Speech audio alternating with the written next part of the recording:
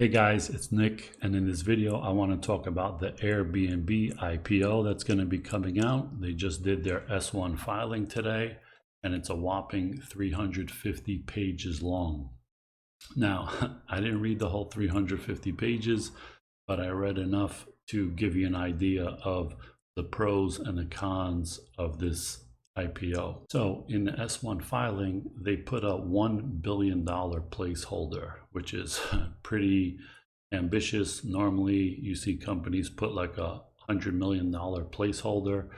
So expect that the Airbnb IPO is going to be for somewhere around $3 billion that they're going to try to get from this initial public offering. Now, when they do this $3 billion public offering, is that a good deal? Is the stock price where it opens going to be a good deal or a bad deal? All of that matters on the valuation. And currently, the last valuation for Airbnb was back around in April. I guess there was some transaction and it was valued at $18 billion at the time. Now, they expect, from what I read, that there's going to be a valuation of around $30 billion for the whole company, basically.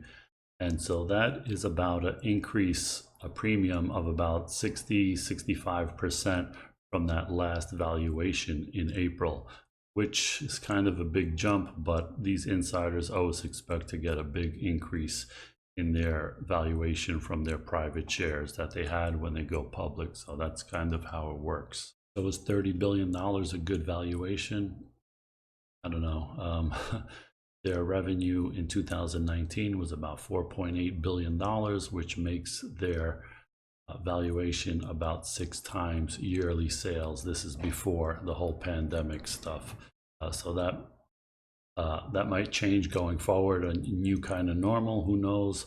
But I expect that travel and Airbnb and the hotels will eventually rebound. So 6 times sales, it's not crazy, it's not great, but you see some of these other tech names that have gone IPO at like 100 times sales or something ridiculous like that. So when you're measuring it against that, it's actually not that crazy. So I'm going to talk about the pros and the cons of Airbnb, and you can decide for yourself if it's something you want to invest in or not. So let's start with the cons.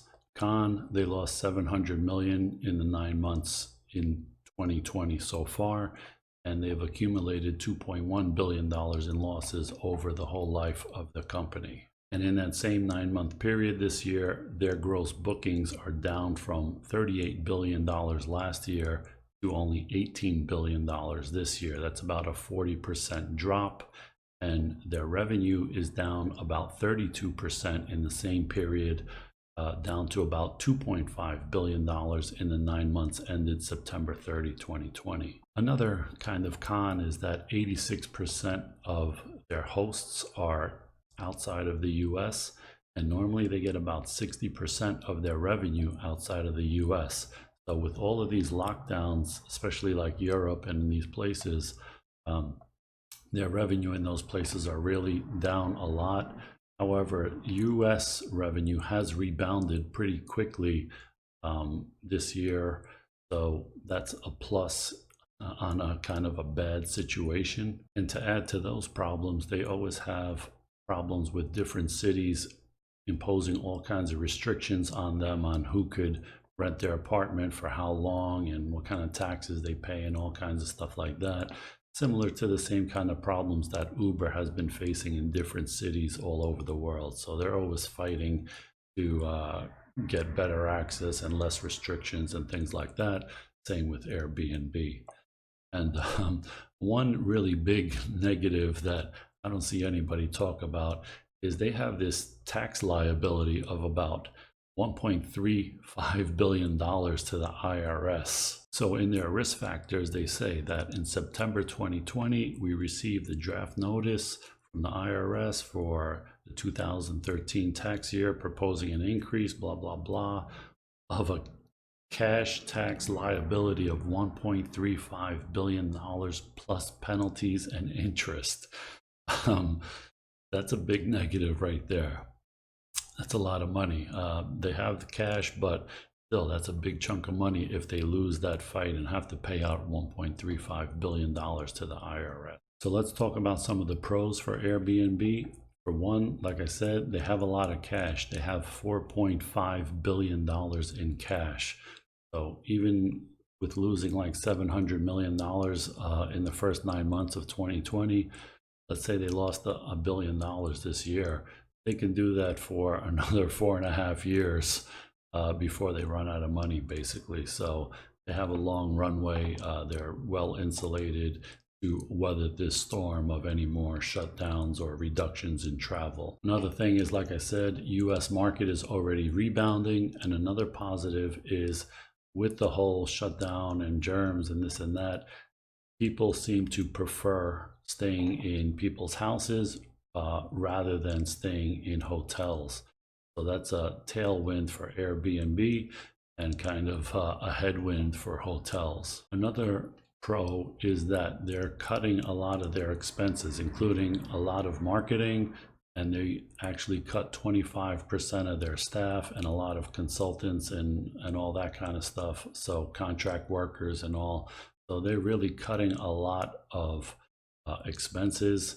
They're cutting a whole bunch of marketing and things. So they're definitely cutting down on their costs. So that could help their profitability. And probably the number one pro I see on the Airbnb IPO is just that I would rather be buying Airbnb IPO during the middle of a pandemic and shut down because everybody is at maximum fear, as opposed to buying it when everything is great and they're having record revenue and record bookings and all that.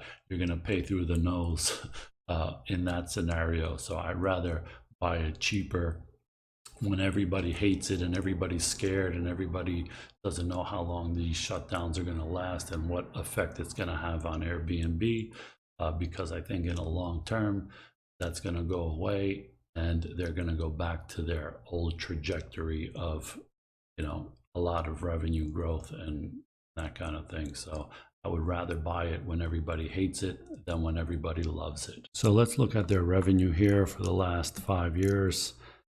2015 was 919 million, and you see it's been growing at a good rate. And 2019 was 4.8 billion, although that number has dropped a lot in 2020. So the 9 months ended September 30th is only 2.5 billion. So it's a big drop, but I believe it will turn around eventually. So let's take a look at their sales and marketing here. As a percentage of their revenue, it's a pretty big percentage. And so if they were able to cut a lot of that, eventually ending promotions and all that, acquiring customers and everything, eventually those numbers will come down, and that sales and marketing could go right to the bottom line and kind of erase some of these losses that they have here. So if you look at their revenue as in percentages, okay, so their revenue is 100%. Their cost of revenue is the same every year, about 25% or so. Their operations is about 16% or so. It's a little elevated in 2020 because of, I guess, the shutdown problems. They have the same operations and support, but not the same revenue. So it's a larger percentage. But here you see sales and marketing is like 34%, 30%, 34%, 32%. So eventually they're going to be able to cut that down a lot lower, and that will add to their bottom line and could make the difference between a losing quarter or a losing year and a profitable year. So in my mind, they have the potential to become profitable when they kind of choose to, and when the market goes back to a normal situation and they have kind of a critical mass of customers and hosts and all that, they can really limit the marketing budget.